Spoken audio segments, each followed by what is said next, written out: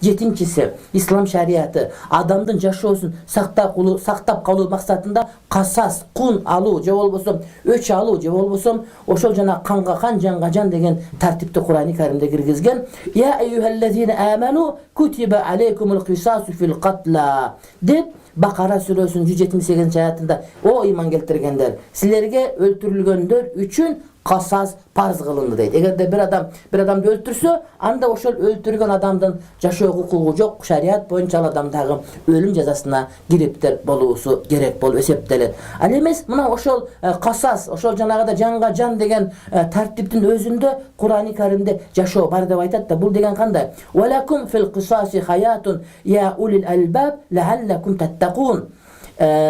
Касас деген маселенин бар экендигинде силер үчүн жашоо бар. Эй акыл ээлери, балким таква кыларсыңар, ойлонуп дейт урматтуу бир тууганым.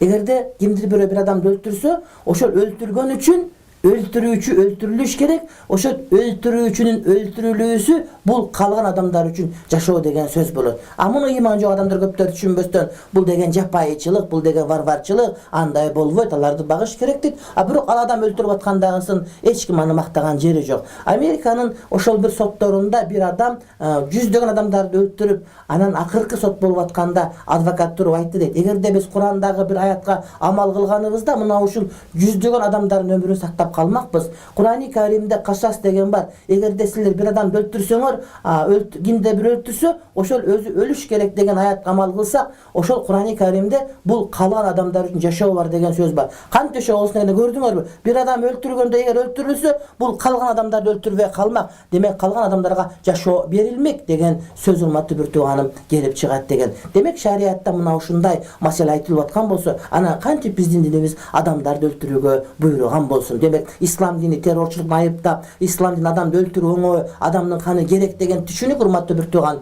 Бул ошол капырлардын, мусулман эместердин, динге көз караш түз эместердин, ичи бузук, ниети арамдардын айткан сөз экендигин эстен чыгарбашыбыз керек. Ислам шариаты инсандын жашоосун, өмүрүн сактоо максатында инсандын денесине зыян жеткирүүнү дагы арам деп тапкан. Адамды өлтүрүү эмес, балким анын кулагына, көзүнө, мурдуна, ден соолугунун кайсы бир жерине зыян жеткирип, кемчилик жеткирип коюунун өзүн шарият боюнча арам деп билет. Мисалы үчүн Кур'ан-ы Каримдин Маида сүрөсүнүн 45-аятында "Ва катабна алейхим фиха анна нафса бин нафси вал айна бил айни вал анфа бил анфи вал узуна бил узуни вас синна бис синни вал журуха кисасун".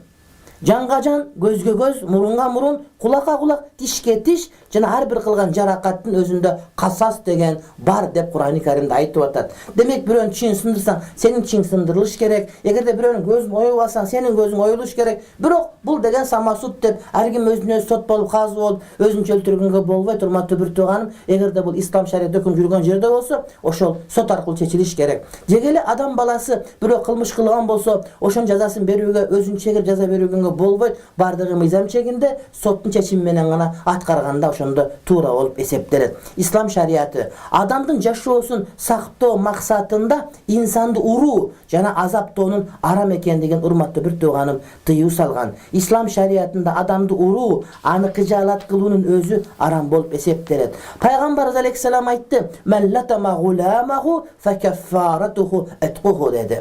Эгерде кимдегим өзүнүн кулун ура турган болсо, анда аны азаттыкка чыгарсын деп атат. Демек кул тура турган болсоң, анда ага каффарат, ошол күнөөңдүн жуулуп кетүүсү үчүн эмне десе азаттыкка чыгар деп айтып атат да. Демек урганга тыюу салган шариятыбыз. Пайгамбарыбыз алейхиссаламдын 10 жыл кызматын кылган Азирети Анас 10 жашында келген, 20га чыгып жигит болгонго чейин кызматын кылган, бир жолдо "Ой Анас, аткарган жоксуң, кылган жоксуң" деп ага урмак турсун, урушмак турсун, кабагын бүркөп сүйлөгөндүгүн эстей албайм деп айткандыгын эске салсак болот.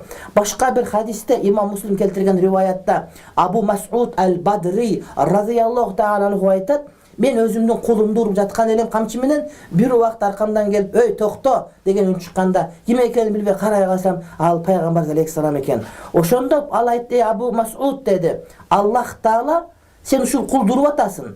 Бирок sen ушул кулга канчалык күчүң жете турган болсо, Кудайдын күчү сага андан да көбүрөөк жетет деп айтканда чочуп кеттим дейт. Камчыны таштап болду, мындан кийин кул дурбайм, мына ушул уруп аткан кулум азат болсун dedi урматтуу бир тууганым. Дегенде пайгамбар алейхиссалам айтты: "Эгерде сен муну азаттык кылып, азаттыкка чыгарып, жаныңды куткарып калбаганда тозокко күймөгөрөң" деп айтты. Демек, кулак кести кул болгон, кулдун өзү урган арам болуп, шарият тыюу сала турган болсо, анда тирүү адамдардын өзүн өлтүрүү канчалык деңгээлде күнөө экендигин эсибизден таптакыр урматтуу бир тууганым чыгарбашыбыз керек.